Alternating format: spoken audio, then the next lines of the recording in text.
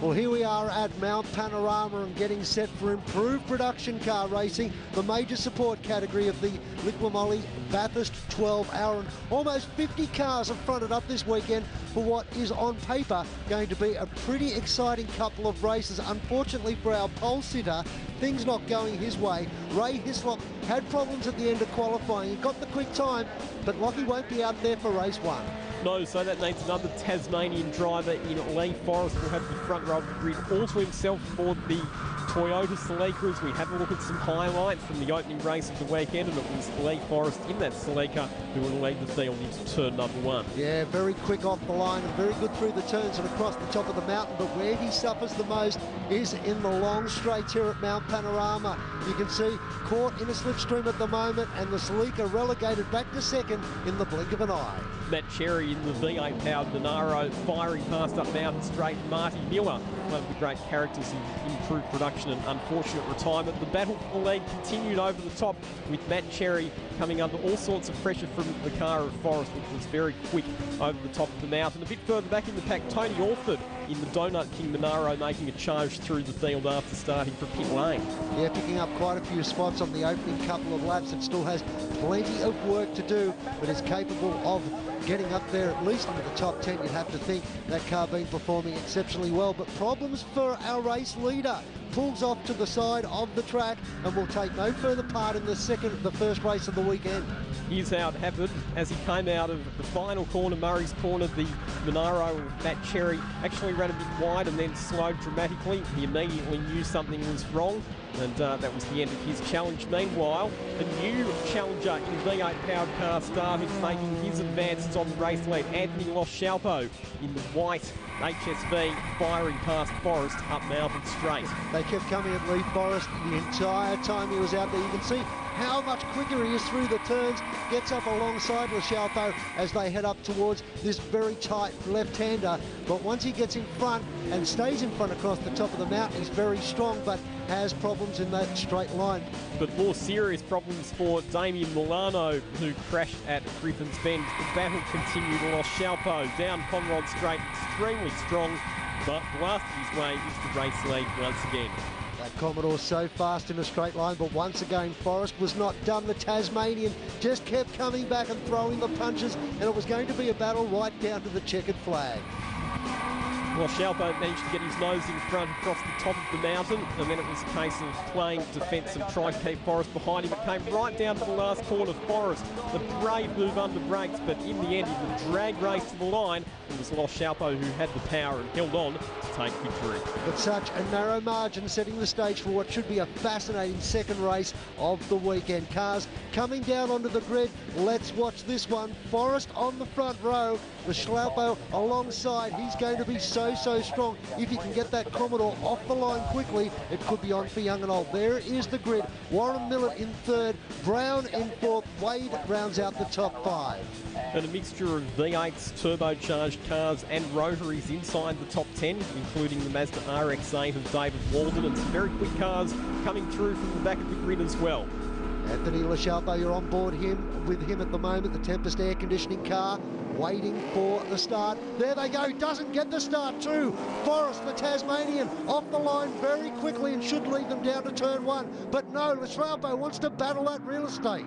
And Brown in the Toyota Sprinter making a great start from the outside of the second row as this huge field of cars files through Hell Corner, and they don't make it all through cleanly.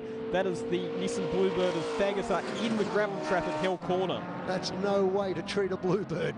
Those cars are still out there on the track running around. I used to own one when they were brand new. Never believed they actually became a race car. That's the most interesting thing, but unfortunately he is out of this one. And Millett having a few issues of his own as well. The battle continues at the front though, while Loschalpo versus Forrest. What a move. Leigh Forrest around the outside at the cutting. Can he hold on to the lead? Oh, not quite. Loschalpo was back up the inside. Awesome battle between two completely different types of cars. Yellow flags, safety car coming onto the circuit because of that car bogged in the gravel trap at Hell Corner. How big the opposite lock from Loschalpo there through the left-hander. He was hugging the concrete wall, trying to give Forrest as much room as he could, and put his foot on the accelerator. The back of the car snapped out as we watch a replay of the start and how this Nissan ended up in the paddock. Oh, and he had a touch there with Richard Mork of V8 Supercar Privateer fame as they headed through Hell Corner, and I think it was the case there, Boydo, of 2 or 3 cars into one, just do not go. Yeah, Richard Mork, not known as an aggressive driver, not known as an unfair driver, but he certainly gave the Nissan a helping hand to do a little bit of panel work to the front right-hand side of his car and put him out of this one due to being in the sand trap. We're going to take a quick break. When we come back, we'll continue with race 2 here at Mount Panorama for the improved production car. Stay with us.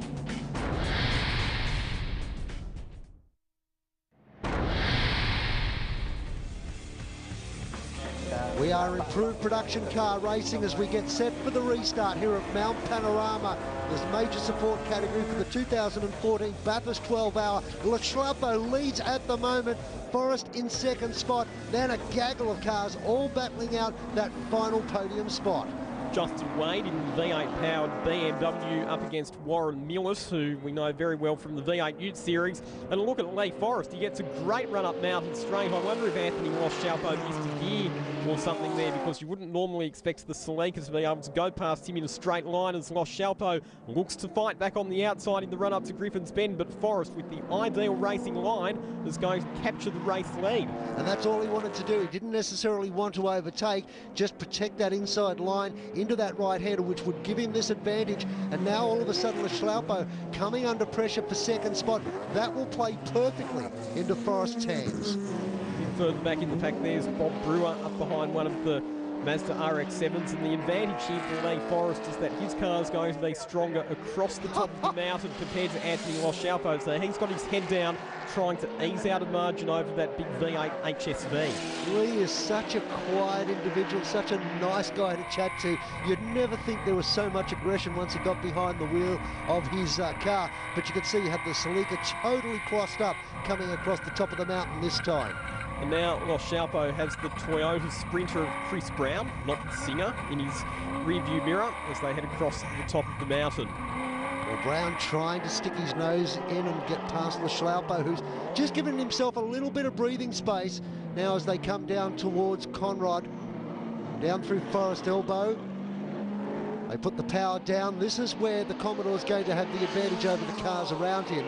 But will it be enough to get in front of the Celica by the end of the start-finish straight? Here's Matt Sherry on board within the Top Gear electrical and air conditioning sponsored machine. Gets a very good run onto the straight and has picked up one spot. It's going to pick up 2. Well, we know that Monaro of Matt Cherry is extremely quick as he gives the thumbs up to one of his fellow rivals down Conrod Straight. Of course, Cherry coming through from the back of the field after problems in race 1 and already up inside the top 10. So it's been a storming drive through from the big Monaro so far. I don't care what car you're on board with. Down through the chase is always a scary scenario. Now Brown throws it down the inside for second spot. Gets this position but runs wide into the dirt.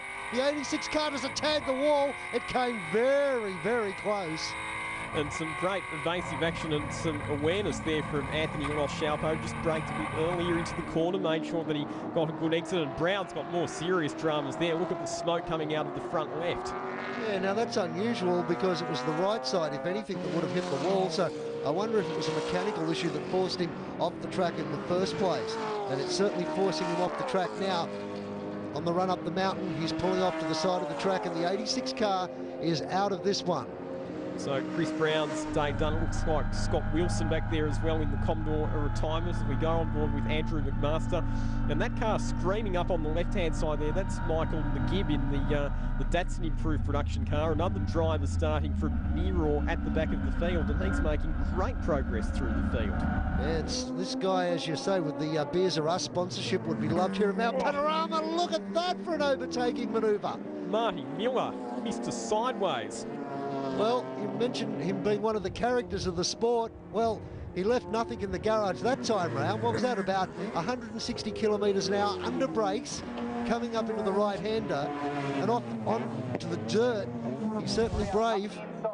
Here's a replay of the move from Chris Brown down the inside of Anthony Ross-Chalpo at Murray's Corner. Just a little bit too deep under brakes there for Brown. Yeah, it didn't look like there was anything wrong with the left-hand side there, did it? So it must be as a result of going off the track. And here's Miller doing a little bit of rally driving. Trying to round up Wayne Allway on the outside, and Thankfully, due to Miller's car control, he was able to gain that position and stay on the track as well, as Matt Cherry continues his climb up the order onto Conrod Straight. This is where the Monaro's been so quick all weekend. And right around the circuit, in actual fact, it's been putting in scintillating times. Quick adjustment there of the car as he comes down Conrod Straight. Still plenty of work to do, but at least has a good chance of getting into the top 5, particularly at the rate that he's carving up the field out there at the moment. Look at this diversity of cars. We've got a couple of BMWs, a Nissan Pulsar, and a Mazda RX-7 and a Subaru WRX all involved in this battle group as well. That just encapsulates, doesn't it, Grant, the great thing about improved production racing. And as we've seen with our two front runners, Leigh and Forrest, because the cars are so different in their performance characteristics, you are stronger at one part of the circuit and weaker at another part, and that really does put it down to driver ability. Look at this. Would you believe a Celica leading a Commodore here at Mount Panorama? That gives you an idea of how competitive this class is. Looks like there might be a bit of fluid on the circuit on the main straight as well, because the slippery surface flag was out. There's the 116 Datsun I was talking about before of Michael McGibb. Very rapid in a straight line, and he's making some good progress through the field at this stage. Down towards turn 1 they go to start another lap. 94 car in front of this gaggle, but just one minor mistake, and you never know how far back you're going to end up. You won't be overtaken by one car. There'll be a dozen cars that go past. McMaster, you're on board with him at the moment as we climb the mountain. The Beers Are Us car making good progress. And one of the BMW E30s, not actually a BMW E30 challenge race car. This one runs a slightly larger capacity engine, but like all BMWs, it's very nimble, handling car. Maybe not quite as quick in a straight line as some of the bigger V8s, but certainly gains that advantage over the top of the mountain. The Tasmanian leads them across the top of the mountain for another run. Toyota Celica, Leigh Forrester, been racing in this category for many, many years and really sorted this car out well. Handles the track so well, and it's pretty quick in a straight line when you compare it to some of the cars that it's been doing battle with. It's established a pretty comfortable margin now over the rest of the field. There's Anthony Shalpo still in second position, but hasn't been able to challenge for the lead as closely as he did in race number 1 when he took the win. How's Matt Cherry's progress going through the field? Looks like he's coming up behind the Commodore of Jason Wilson. Yeah, he's doing a great job, isn't he? There's still plenty of work to do to find himself up there in the top 5 and up on the podium, but he's getting closer and closer each lap. This is a masterful performance from so far back in the field. He'll pick up another runner as he comes down Conrod Straight. This thing's like a rocket ship in a straight line. Look at this down through the chase. Love these onboards, through the gears, hard under brakes. This is where you really test out the stopping power of your car. And that was Warren Millett, who, in fact, he just made the move on. So that Monaro, unbelievably quick in a straight line, because he exited Forrest Elbow about 100 metres or thereabouts behind Millett, who was able to pass him down Conrod. And maybe the smoke starting to come out of the back of that car of Warren Millett as well. Yeah, it looks like that smoke's been coming out for the last couple of turns too, so I think Millett's in a bit of trouble in the wake-up backpackers machine. I don't think that he's going to get to the checkered flag here by the looks of things, because it's still continuing to pour out the back. And now Matt Cherry's got what he needs, some clear track to try and hunt down our race-leading cars of Leigh Forrest and also Anthony Shalpo. He's just flying at the moment, isn't he? Look at him cross the top of the hill as he continues this run up Mountain Straight.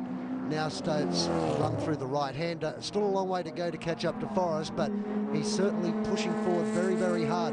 Still a great battle going on further back in the field too. Brian Anderson in the BMW M3, the E46 car that he's also been racing in endurance races, up against Wayne Allway in one of the numerous Mazda RX-7s in the field. And Allway very quick up Mountain Straight. Brian Anderson, though, a very experienced driver, looks to the outside of Allway and is going to retake that position on the outside of Griffin's Bend. What a move from Brian Anderson. Well, he's certainly brave, isn't he? They're still side by side as they continue this run up to the cutting. And once again, we take a look at Millett's car across the top of the mountain. That smoke getting worse. Yep, so it's going to be a big job from him now just to try and get that car home to the checkered flag. It would be a great shame to see him drop out of the race, because he is in a top 3 position as we have another look at this fantastic overtaking manoeuvre. Brian Anderson moving right across to the outside of the circuit and managed to round up Allway. going the long way round. It always looked like he may have just broke a little bit early, erring on the side of caution. But unfortunately for him, the 25 car, quite happy to just go around the outside. Back on board with McMaster across the top of the mountain. He's got plenty of speed across here. Again in the BMW, closing up on some of the big Commodores across the top of the mountain. One of the great parts of any racetrack in Australian motorsport, if not the world, isn't it? As we see cars running 3 wide. That's one of the BMW E30s involved in a battle with the 147 Craig Mazda. Manuel. Yeah, having a big go too, being pushed out onto the grass as they went 3 wide on the climb up the mountain, but he was equal to the task and now picks up that spot. So that's Glenn Potter in one of the Canberra-based BMW E30s, painted up in the Jägermeister livery from back in the World Touring Car Championship days. Been one of the great supporters of the BMW E30 categories. We'll have another look at this 3-wide battle up Mountain Straight, and Manuel finding himself right out in the grass. Yeah, I think he sort of snuck up on them. I didn't think they expected to see him there, but it all ended okay, so that's the important thing. There'll be a nice little yarn to tell at the end of this race. More battles just outside the top 10. Wayne Twist in the BMW, battling with another one of the BMWs, and also Grant Maitland in his Nissan Silvia in that contest as well. Got a good run out of that second last turn in the Nissan, didn't he? Hard under brakes down into the final turn, but has the outside. Can he make it count? Oh, 32 car runs wide and out into the sand trap. He sticks the boot in. Can he get it out? Looks like he might be able to, even though he's lost about 5 or 6 spots. Costly mistake there for Philip Andros, one of the South Australian competitors. And yes, he drops a bundle of spots with that error. We've seen a number of cars go off there in this race. One of the traps, isn't it, if you go a bit too late under brakes into Murray's Corner, you can find yourself out high and wide in the grass. Schlaupo under pressure at the moment in the 37 car as he comes across the top of the mountain. So can you believe that that's Matt Cherry who's now behind Ross Schlaupo? So after starting pretty much stone motherless last on the grid, Matt Cherry now up into the top 3 and challenging Ross Schlaupo for second position. And you can see further down the road, that's where the Toyota Celica is of Leigh Forrest. That's the target for Matt Cherry, and he's going to round up Schlaupo here. Down towards the chase they come, goes to the inside. Schlaupo can't fend him off, and Matt Cherry up into second spot and now sets his sights on the race leader. Well, Schlaupo, I think, might have got a bit balked up there by a laps car going down Conrod Straight and just didn't quite have the space to defend from the advances of Matt Cherry, as we see them having to start to negotiate their way past more laps traffic now because of the speed differential between the fastest and the slowest cars. Look at Matt Cherry, gets the tail out of Murray's Corner. Here's another replay of the incident of Andros running it off down at Murray's. A lap or so ago. Good job to keep it out of the sand trap too, it has to be said. And this is how Schlaupo was rounded up by Matt Cherry as he moved up into second spot. There he is on the climb up the mountain. Time is, well, it's starting to tick away, but he's not without a hope, I don't think, of tracking down Forrest. With the pace that he's got, there's the gap there. It's not all that much. Matt Cherry in with a very real shot of winning this race from the back of the grid. And he's just, look, even if he doesn't win the race, he will win the most points for drifting. He has had this car sideways on so many occasions so far in this race. He obviously started the race with plenty of red mist, but he's made it count. Hasn't been overly aggressive on other competitors, but certainly has been on the car. And at the moment, he's just doing an amazing job. Look how he's just tinkering on the edge there, sliding it right out to the concrete wall. This is a masterful drive.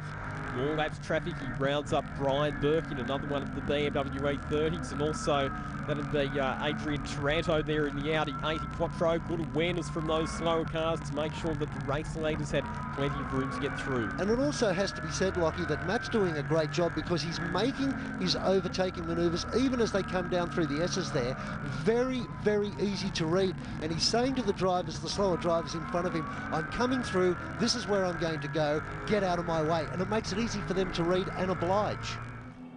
Onto Conrod Straight, Leigh Forrest still out in front, but this is the part of the circuit where the V8 Monaro has the advantage. Conrod Straight, this is where Matt Cherry is going to make up an enormous amount of time on our race leader. Look at this, tries to get in front of that lap car by the chase, does it? Not a great deal of margin for error, but it's only a couple of car lengths now. He just cooks it a little bit at the end of the chase, runs a bit wide, misses the apex, stays on the track, which is the most important thing, but he is desperate to win this race. Wouldn't it be just extraordinary if he was able to do it? And it's a distinct possibility now. Not all that much time to go in this motor race. Final lap, in fact, so 1 lap to go for Matt Cherry to hunt down and pass the Toyota Celica of Leigh Forrest, who's been in command all weekend. Leigh Forrest at the moment starts his run up the mountain again, and he'll just be thinking, these big boys keep coming at me. It's a David and Goliath battle. They just don't stop. Please, I've only got 3/4 of a lap to go. Stay away, Matt. What Leigh Forrest has to do here is push hard over the top of the mountain. That's where the Celica's going to have the advantage. If he can pull enough of a gap over that Monaro, heading across the top, that might be just enough for him to win the race. But Matt Cherry's going to throw absolutely everything at him. Well, Schlaupo seems to have fallen off the pace too. Looking back to third, I just couldn't see him in that shot. He's fallen off quite quickly. Look at that, Forrest throwing the car around too. Cherry equal to the task. These two in a dogfight with half a lap to go here at Mount Panorama. You can see the way that Celica is sliding around, and also the Monaro, that the drivers are both pretty much on their last legs as far as tyres go in what is the final lap of the last race of the weekend. So it's just a case now of who's got the most underneath them to be able to extract the absolute maximum performance from their race cars and hang on for the ultimate victory. The smile on both of their faces at the end of this one will be extraordinary, particularly for Matt Cherry, has done an extraordinary job from the back of the pack up into second. Doesn't look like he's going to be able to round up our race leader, Leigh Forrest. The Tasmanian has come here a couple of times and has been very, very dominant. It looks like he's going to take a victory in the final race of the weekend, but this has to be the drive of the race. No question about that at all, Grant. To start at the back of the grid and work your way up into second, especially in such a large field of cars, and especially at a circuit like Mount Panorama, that's a pretty impressive effort. Well, only a couple more turns to negotiate. They can get cleanly through here. The checkered flag will be at the ready, and down through the chase they come. Leigh Forrest leads the way. Matt Cherry won't get him here, bar a major mistake from this man who does not make too many mistakes. Came all the way up for the last couple of years, and he's going to take a victory in the final race. Well done to Leigh Forrest down across the line to take the checkered flag and the victory in the second race of the weekend. Commanding drive, and Leigh Forrest, as you would expect, absolutely ecstatic. Any victory you get at Mount Panorama is special. Matt Cherry, great drive, finishes up in second position. Let's have a look at who's going to win the battle for third. Michael McGee is there at the moment, but runs a bit wide out of the last corner. Too wide, in fact, and Warren Millett manages to get his car across the line in position 3. That's very fitting for Warren Millett, who had issues throughout the race to hang on to that final podium spot. A great job from him. There are the results of race number 2. It's been an extraordinary weekend with some great racing as well. Well, I didn't think I'd get past Tony, especially when a safety car came out. And then I sort of got a good run, and I think he missed a gear going up Mountain Straight. So I thought I'll try and go as hard as I can over the top, because they're going to haul me in on the straights. Then I saw the headlights of Cherry's car coming, and I thought, geez, how many laps to go? I'm thinking, I'm looking for the checkered flag. Surely it must be next lap. But yeah, no, that was so. No, that was an interesting race for sure. There's 55 cars gridded up this weekend, and yeah, everyone played fair, and yeah, first time around the mountain, I just love it, so I was just laughing every lap up. Yeah, the car went really well. Matty Holt did a good job on the car. It was a bit hot out there, got up to about 122 degrees, and the oil temperature was pretty hot as well, so I just had a short shift, so it lasted the whole race, but the car performed well. They never failed to entertain, and he did have a big smile on his face. Leigh Forrest taking victory in the second race of the weekend. The improved production cars continue to excite here at Mount Panorama. Lockie? Great to see the improved production cars back at Mount Panorama. A lot of those drivers at that level don't get that many opportunities to race at the premier circuit in Australian motorsport. So great show, great racing overall. Well, thank you very much for the pleasure of your company. We hope you've enjoyed the improved production cars here at Mount Panorama. We're going to take a quick break. When we come back, some highlights of the offshore powerboats as they get set for round one at Newcastle next weekend. Stay with us.